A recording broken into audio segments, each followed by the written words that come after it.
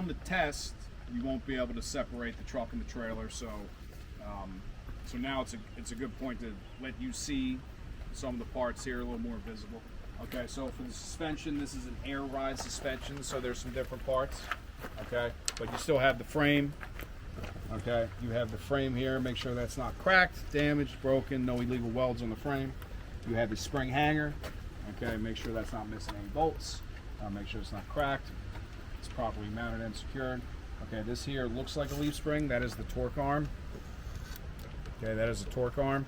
Okay, and then you have the U-bolt down there. Okay, so all these parts, you want to make sure none of them are cracked, damaged. Okay, it's U-bolt. Okay, you have the shock absorber. Okay, make sure that's not missing any bolts, properly mounted and secured. It's not visibly damaged. Okay, and then over here, okay, you have the airbag. Okay, so when we let the air out of the suspension, when we pulled out from underneath the trailer, this is what lowered the suspension, because we expelled the air from this bag right here. Okay, so that is the suspension. So the suspension system is different, okay, on this truck from the front to the back. Okay. So the brake system is the same. Okay, the brake system is the exact same. You have the brake chamber.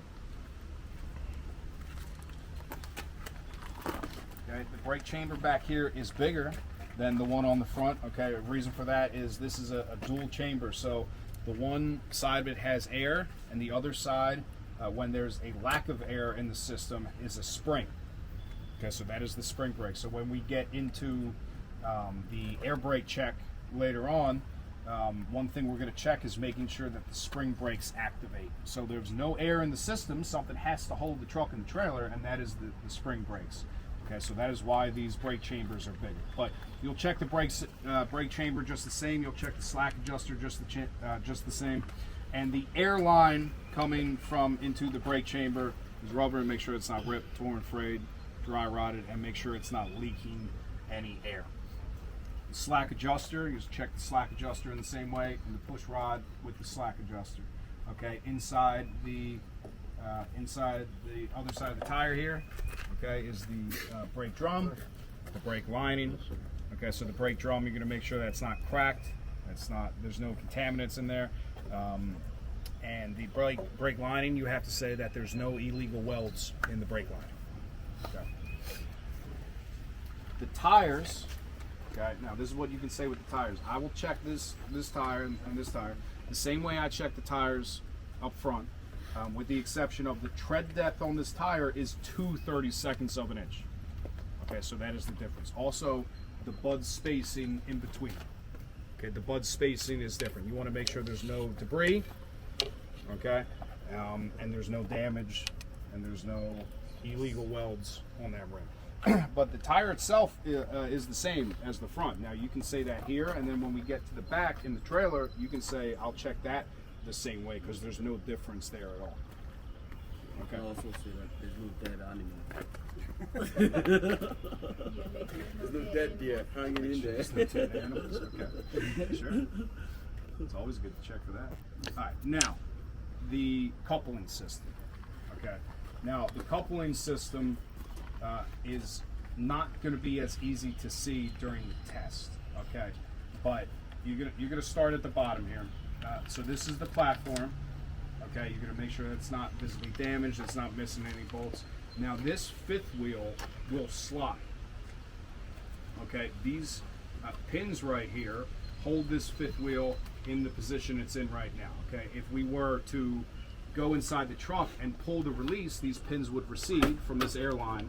Okay, would push air, and then these pins would recede, and then this fifth wheel could actually slide. So you have to say that this is a sliding fifth wheel. You have some vehicles that only have one axle. They're made to haul local. They don't have a fifth wheel that slides, but this one does, so you have to mention it. Okay, so the platform, sliding fifth wheel, no visible damage, and then the fifth wheel itself, okay, has a release arm, so you have to mention the release arm. Okay, make sure that's locked and in the proper position. It's not visibly damaged, it's not cracked or bent. Okay, this is the fifth wheel skid plate. This is what you think the actual fifth wheel is. This is called the skid plate. Okay, the skid plate is it has to be greased. Okay, not overly greased. You don't want to put too much grease. Usually, what they do is they just put a little bit of grease here, a little bit of grease there, or they do a pattern on there. If you don't have your fifth wheel greased, what happens is when you turn, it gets a lot harder to turn. So if you notice that while you're out there driving, you want to make sure you have your fifth wheel greased. If you see any orange on this fifth wheel, that could indicate that, like right here, there's a spot right there where there doesn't seem to be enough grease. So that would need to be greased. Okay. So inside here, we you guys walk around here.